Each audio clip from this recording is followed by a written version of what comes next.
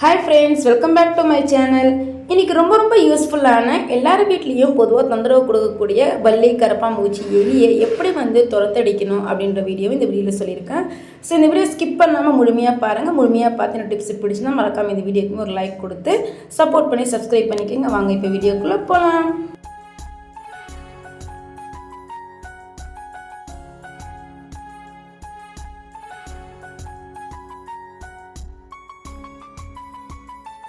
First tips பார்க்கலாம். இப்போ நம்ம வீட்டில் ஒரு சில அடுப்பு பார்த்திங்கன்னா ரொம்ப ஹைட்டாகவே இருக்காது. ஸோ இந்த மாதிரி குட்டையாக இருக்கும். அந்த மாதிரி அடுப்புங்களாம் பார்த்திங்கன்னா கீழே க்ளீன் பண்ணவே வராது.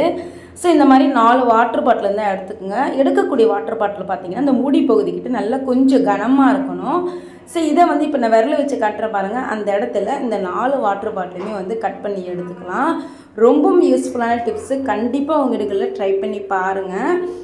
இப்போ பாருங்கள், 4 வாட்டர் பாட்டிலையுமே இந்த அளவுக்கு நான் கட் பண்ணி எடுத்துக்கிட்டேன். இப்போ இதை அடுப்போட கீழ் போர்ஷன், அதாவது இந்த கால் போர்ஷனில் வச்சு விட்டுருங்க.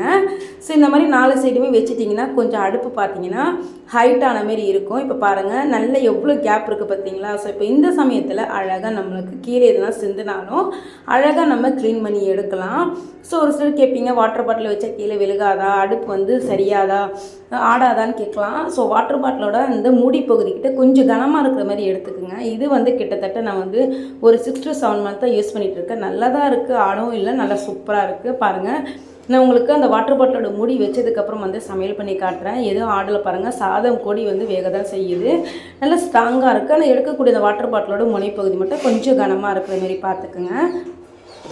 அடுத்த டிப் பாருங்க, நம்ம வீட்டில் ஒரு சில மளிகை சாமான் பொருட்கள்லாம் நம்ம வாங்கிட்டு மீதமான இந்த மாதிரி பாக்ஸில் போட்டு வைப்போம்.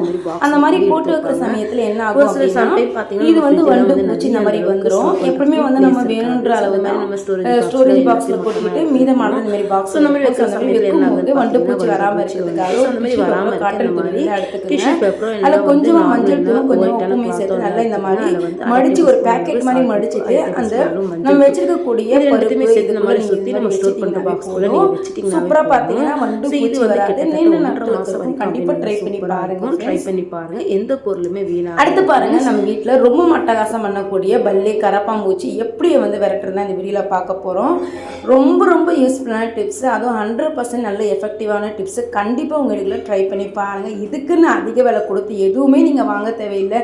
நம்ம வீட்ல யூஸ் பண்ற இந்த ஒரு பொருள், அது வேஸ்டா தூக்கி போடக்கூடிய இந்த ஒரு காம்பை வச்சு சூப்பரான ஒரு சொல்யூஷன் தான் ரெடி பண்ண போகிறோம். இந்த மாதிரி பச்சை மிளகாயோட காம்பெல்லாம் பிடுங்கி எடுத்துட்டீங்க அப்படின்னா நீங்கள் தண்ணியில் இந்த மாதிரி ஓவர் நைட் ஊற வச்சு எடுத்துக்கணும். ஸோ ஓவர் நைட் ஊற வச்சு எடுத்ததுக்கப்புறம் இது கூட கொஞ்சமாக நம்ம மஞ்சள் தூள் மட்டும் சேர்த்துக்கலாம். நீங்கள் பச்சை மிளகாயை நிறைய வாங்கிட்டீங்க அப்படின்னா இந்த மாதிரி காம்பெல்லாம் மட்டும் தனியாக பிடுங்கிட்டு, எப்பவுமே நம்ம காம்போடு ஸ்டோர் பண்ணக்கூடாது. பச்சை மிளகாய் அழுகிரும். ஸோ காம்பெல்லாம் இந்த மாதிரி பிடுங்கினீங்க அப்படின்னா தூக்கி போடாமல் இந்த மாதிரி தண்ணிக்குள்ளே ஓவர் நைட் ஊற வச்சுருங்க. ரொம்ப எஃபெக்டிவான சொல்யூஷன் இது. எங்கள் வீட்டில் இப்போ ரெகுலராக நான் இந்த இதுதான் ஃபாலோ பண்ணுறேன்னு. இப்போ பாருங்கள், தண்ணி அந்த தண்ணியில் ஊற வச்சுருக்க அந்த காம்பு எல்லாமே தண்ணியை நம்ம எடுத்தாச்சு. எடுத்ததுக்கப்புறம் இது கூட கொஞ்சமாக மஞ்சள் தூள் மட்டும் நம்ம சேர்த்துக்கலாம். மஞ்சள் தூள் பார்த்திங்கன்னா நல்ல ஒரு ஆன்டிபயோட்டிக். அதே மாதிரி இந்த கரப்பாம்பூச்சிங்களுக்கெல்லாம் பார்த்திங்கன்னா இந்த கரப்பாம்பூச்சிக்கு அந்த பச்சை மிளகாயோட காரத்தன்மையாகட்டும், இந்த மஞ்சள் தூளாகட்டும், இந்த தண்ணியில் படும்போது என்ன ஆகுன்னா ஒரு மாதிரி எரிச்சலை உண்டாக்கி கொஞ்ச நேரத்துலேயே பார்த்திங்கன்னா அந்த கரப்பாம்பூச்சி இதாகிடும். ஸோ இப்போ பாருங்கள், இந்த தண்ணியை இந்த மாதிரி ஒரு ஸ்ப்ரே பாட்டிலில் நம்ம ஊற்றி வச்சுக்கலாம். ஸோ இந்த தண்ணி கெட்டும் போகாது. நீங்கள் அழகாக இந்த ஸ்ப்ரே பாட்டிலை ஊற்றி வச்சுட்டிங்க அப்படின்னா நம்ம கிச்சன்லேருந்து எல்லா இடத்துலையுமே பல்லி எங்கெல்லாம் வருதோ ஈவன் பார்த்திங்கன்னா அந்த மாதிரி இடங்கள்லையுமே நீங்கள் இதை ஸ்ப்ரே பண்ணி விட்டுடலாம். ஸோ எந்த ஒரு சைட் எஃபெக்டும் இல்லாமல் வீட்டில் இருக்க பொருளை வச்சு சூப்பராக நம்ம ரெடி பண்ணியாச்சு. இப்போ பாருங்கள், ஸ்ப்ரே பாட்டிலில் ஊற்றுனதுக்கப்புறம் எங்கெல்லாம் கரப்பாம்பூச்சி அதிகமாக வருதோ அந்த இடத்துலாம் நீங்கள் இதை ஸ்ப்ரே பண்ணி விட்டுலாம். மெயின் பார்த்தீங்கன்னா நம்மளோட கிச்சனோட சிங்க், இந்த நம்ம சமையல் பண்ணக்கூடிய இந்த அடுப்புக்கு கீழே ஒரு சில சாதம் இதெல்லாம் விழுறதுனால அதை சாப்பிட்றதுக்கு நைட் டைமில் வரும். நம்ம சம்டைம் அந்த ஆயில் பிசு இருந்தாலுமே வரும். ஸோ இந்த மாதிரி நைட் டைமில் இந்த மாதிரி ஸ்ப்ரே பண்ணி விட்டுட்டீங்க அப்படின்னா கரப்பாம்பூச்சி வரவே வராது. ஏன் நான் நைட் டைம்னு சொல்கிறேன் அப்படின்னா, நம்ம எல்லாமே தூங்குனதுக்கப்புறம் ஆள் நடமாட்டம் இல்லாத போது தான் இந்த கரப்பாம்பூச்சி தொல்லை கொஞ்சம் அதிகமாக இருக்கும். பல்லியுமே அதேமாரி தான். ஸோ பல்லியுமே பார்த்திங்கன்னா நைட் டைமில் நம்ம சாப்பாடாகட்டும், பால் வைக்கக்கூடிய பாத்திரத்துலையாகட்டும் எல்லாத்துலேயுமே ஏறி நின்றோம். ஸோ அந்த மாதிரி இருக்கிற பட்சத்தில் இந்த மாதிரி நம்ம வைக்கக்கூடிய அந்த ஆயில் பாட்டில், அதுக்கப்புறம் ஸ்டோரேஜ் பாக்ஸ்க்கு அந்த இடுக்கு பகுதியிலுமே இந்த மாதிரி நீங்கள் ஸ்ப்ரே பண்ணி விட்டுட்டிங்கன்னா பல்லி, கரப்பாம்பூச்சி எதுவுமே வராது. இப்போ பாருங்கள், நான் கிச்சனோட கீழ் பகுதி, அதாவது நம்ம வாஷ் பேஷன் இருக்கும்ல, பாத்திரம் கழுகக்கூடிய அந்த பகுதி, அந்த இடத்துல நிறைய வரும். பாருங்கள் அந்த இடத்துல வந்து நான் ஸ்ப்ரே பண்ணி விட்டுட்டேன். உங்களுக்கு வீடியோவில் காட்டும் போதே தெரியுதுன்னு நினைக்கிறேன். இங்கே பாருங்கள் இப்போ ஒரு கரப்பாம்பூச்சிங்க பார்த்தீங்களா. ஸோ அந்த தண்ணியில் பட்டு என்ன ஆகணும் ஒரு மாதிரி எரிச்சல் உண்டாக்கும். அந்த மாதிரி சமயங்களில் கரப்பாம்பூச்சி வந்து நம்ம ரெகுலராக வரதை தடுக்கலாம். கண்டிப்பாக நீங்கள் ட்ரை பண்ணி பாருங்கள் உங்கள் வீடுகளில். 100% நல்ல எஃபெக்டிவான ஒரு சொல்யூஷன் ஃப்ரெண்ட்ஸ். அடுத்து பாருங்கள் ஃப்ரெண்ட்ஸ், நம்ம எலியை துரத்தக்கூடிய ஒரு சூப்பரான ஒரு டிப்ஸ் தான் பார்க்க போகிறோம். கண்டிப்பாக இதை ட்ரை பண்ணி பாருங்கள். இதுக்கு நம்ம தேவைப்படக்கூடிய பொருள் பார்த்திங்கன்னா ஏன்னா வந்து மூளை பார்த்திங்கன்னா ரொம்ப வந்து என்ன சொல்கிறதுனா சாப்பிடும்போது அந்த எலி சாப்பிடும்போது அதில் வயிற்றில் ஒரு வித எரிச்சலை உண்டாக்கி வெளியே ஓடி இறந்துடும். இப்போ பாருங்கள், இதுக்கு முக்கியமாக தேவைப்படக்கூடிய பொருள் பார்த்திங்கன்னா எலிக்கு பிடிச்ச ஒரு சில பொருள். எப்போவுமே எலிக்கு வந்து இந்த டீ தூள் ஆகட்டும், வேர்க்கடலை, உருளைக்கிழங்கு, ஸோ இதனுடைய ஸ்மெல்லை ரொம்ப பிடிக்கும். இப்போ பாருங்கள், அதுக்காக 1 டேபிள் ஸ்பூன் அளவு டீ தூள் எடுத்திருக்கேன். இது கூடவே வந்து கொஞ்சமாக வந்து பவுடர் நான் எதுக்கு சேர்க்குறேன் அப்படின்னா இந்த தைலத்தினுடைய ஸ்மெல் வந்து தெரியாமல் இருக்கிறதுக்காக தான் நான் சேர்க்குறேன். ஸோ இப்போ இது சேர்த்ததுக்கப்புறம் வந்து இது எல்லாமே வந்து நல்லா மிக்ஸ் பண்ணி எடுத்துக்கணும்.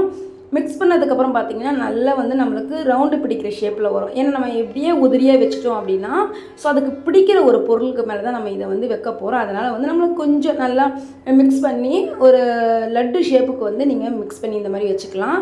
ஸோ இப்போ அதுக்கு ரொம்ப பிடிக்கக்கூடிய ஒரு சில பொருட்கள் பார்த்திங்கன்னா உருளைக்கிழங்கு, வேர்க்கடலை, ஸோ இது எல்லாமே வந்து அதுக்கு பிடிக்கும். இப்போ உருளைக்கிழங்கு பாதி உருளைக்கிழங்கு நான் கட் பண்ணி இதுக்கு மேலே இந்த மாதிரி வச்சுட்டேன். ஸோ இதை வந்து சாப்பிட வரும்போது என்ன ஆகும் அப்படின்னா இப்போ பாருங்கள், இதை வந்து நான் வெளியே தோட்டத்தில் வச்சுட்டேன். ஓகேங்களா. ஸோ இப்போது நீங்கள் பச்சை மிளகாயில் கூட வைக்கலாம். இப்போ பாருங்கள், சாப்பிட்டதுக்கப்புறம் மயங்கி அப்படியே விழுந்திருக்கு. கண்டிப்பாக நீங்கள் ட்ரை பண்ணி பாருங்கள். 100% எஃபெக்டிவான ஒரு சொல்யூஷன். அதுக்கடுத்தது பாருங்கள், நம்ம மிக்ஸி ஜார்லாம் வந்து எதனா இஞ்சி பூண்டு வேறு எதனா அரைக்கிறோம்னா அதனுடைய ஸ்மெல் அப்படியே இருந்துகிட்டே இருக்கும். ஸோ அந்த மாதிரி ஸ்மெல் இருக்கிற பட்சத்தில் நீங்கள் இந்த மாதிரி லெமன் எடுத்துக்கோங்க. நீங்கள் முழு லெமன் தான் எடுக்கணும் அவசியம் கிடையாது. லெமன் பிழிஞ்சதுக்கப்புறம் அதனுடைய தோல் இருக்கும்ல, அதை கூட மிக்ஸி ஜாரில் இந்த மாதிரி போட்டு பல்ஸ் மூலையும் நார்மல் மூலையும் நீங்கள் போட்டு அரைச்சி எடுத்தீங்க அப்படின்னா நம்மளோட மிக்ஸி ஜார் நல்லா ஃப்ரெஷ்ஷாக பலன்னு இருக்கும். எந்த ஒரு பேட் ஸ்மெல்லுமே இருக்காது. கண்டிப்பாக ட்ரை பண்ணி பாருங்கள். இதுவுமே ரொம்ப யூஸ்ஃபுல்லான டிப்ஸு.